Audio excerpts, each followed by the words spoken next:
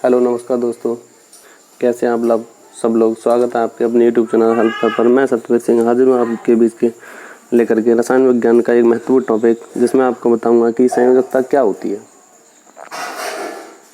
कि संयोजकता क्या है। वास्तव में जो संयोजकता है वो किसी तत्व के बाह्यतम कोश में उपस्थित इलेक्ट्रॉनों की संख्या ही है। परिभाषा के रूप में इसको कैसे लिखेंगे, बाह्य कोश में उपस्थित इलेक्ट्रॉन की संख्या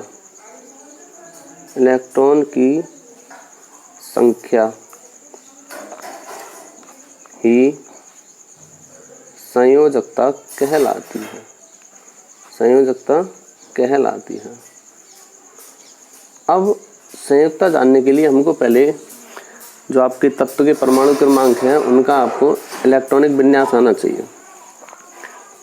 दूसरी बात, दो बातें हम नोट करेंगे कि यदि किसी तत्व के बाह्यतम कोश में इलेक्ट्रॉनों की संख्या 1, 2, 3, 4 होती है तो उसकी संयोजकता भी समान होती है। क्या होती है? समान। अर्थात जितने उसके बाह्यतम कोश में इलेक्ट्रॉन होंगे उतनी ही उसकी क्या होगी, संयोजकता। दूसरा, यदि इलेक्ट्रॉन 5, 6, 7 होते हैं तो इन इलेक्ट्रॉनों की संख्या को 8 में से घटाकर जो संख्या प्राप्त होगी वही आपकी क्या कहलाएगी, संयोजकता कहलाती है। क्या कहलाएगी आपकी, संयोजकता। और घटाने के बाद जो संख्या प्राप्त होती है वह आपकी जो संयोजकता होगी वो माइनस में संयोजकता होती है। माइनस में संयोजकता, ठीक है, क्लियर। माइनस में संयोजकता होगी 8 में से घटाने के बाद। अब देखिए, जैसे मैं आपको कुछ प्रमुख तत्व जिनके परमाणु क्रमांकों का इलेक्ट्रॉनिक विन्यास दिखा रहा हूँ। जैसे आपका हीलियम है। हीलियम का जो परमाणु क्रमांक है वो क्या है आपका, 2। ठीक है, तो इसका अगर हम इलेक्ट्रॉनिक विन्यास करेंगे तो क्या करेंगे, देखो 1s2। ठीक है। अब इसके बाह्यतम कोश में कितने इलेक्ट्रॉन हैं, 2। कार्बन है, कार्बन का परमाणु क्रमांक कितना है, 6। मैं आपको इसका इलेक्ट्रॉनिक विन्यास बताऊं तो 1s2, 2s2 और 2p। अब 2 और 2 4 इलेक्ट्रॉन, कितने इलेक्ट्रॉन बचे, 2। तो ये इलेक्ट्रॉन p, 2p2। अब इसके बाह्यतम कोश में कितने इलेक्ट्रॉन है, 2 और 4। इसको नहीं गिनेंगे फिर, क्योंकि ये आपका पहला कोश है और ये दूसरा कोश है। कितने इलेक्ट्रॉन हो गए, 4। तो संयोजकता भी कितनी हो गई आपकी, 4। संयोजकता कितनी हो गई, 4। यानी कार्बन की संयोजकता कितनी होती है आपकी, 4। ठीक। अब जैसे देख लीजिए आप, जैसे ऑक्सीजन है। ऑक्सीजन का परमाणु क्रमांक कितना है, 8।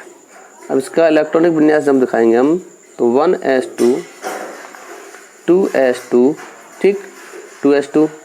अब देखिए इसका परमाणु क्रमांक है 8, जबकि 4 इलेक्ट्रॉन भर दिए हैं तो p ऑर्बिट में जो होंगे वो कितने इलेक्ट्रॉन होंगे, 4। ठीक। अब देखिए, अब इसके बाह्यतम कोश में कितने इलेक्ट्रॉन है, 4 और 2 6। कुल इलेक्ट्रॉन है 6। ठीक है, कितने इलेक्ट्रॉन है, 6। अब मैंने बताया है कि यदि संख्या 1, 2, 3, 4 होती है तो संयोजकता आपकी वही कहलाती है। यदि इलेक्ट्रॉनों की संख्या बाह्यतम कोश में 5, 6, 7 होती है तो उसको 8 में से घटाकर लिखते हैं। 8 - 6 = 2। तो ऑक्सीजन की जो संयोजकता होगी वो कितनी होगी, 2। कैसी होगी, वो भी माइनस में। कैसे, माइनस में। ठीक है, ऑक्सीजन की। जैसे इस प्रकार फ्लोरीन के ले लीजिए। फ्लोरीन का परमाणु क्रमांक होता है 9। तो 1s2, 2s2, 2p5। ठीक है, 5, 2, 7 और 2, 9।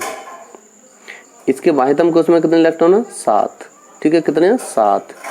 इसको हम 8 में से घटा के जब लिखेंगे तो कितना लिखेंगे, 1। यानी ये भी संयोजकता कैसी होगी आपकी, माइनस में, नेगेटिव।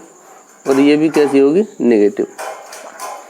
अब जैसे मान के चलिए मैं आपको एक अन्य तत्व ले लूं जो आपका जिसके बाह्यतम कोश में पूरे 8 इलेक्ट्रॉन होते हैं, उसको क्या करेंगे?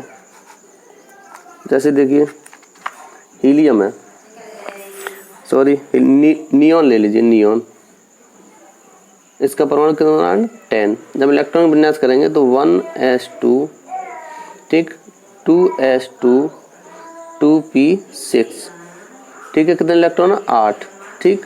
8 में से 8 लिखेंगे, यानी इसकी जो संयोजकता होगी वो कितनी होगी? 0। यानी आपका ये अक्रिय गैस है। अक्रिय गैस जितनी भी होती है उनकी संयोजकता कितनी होती है? 0 होती है, ठीक है। अब जैसे मान के चलिए कुछ और तत्व मैं आपको दिखाऊंगा जिसकी संयोजकता निकालने का जो तरीका होगा वो ये, जैसे मान के चलिए आप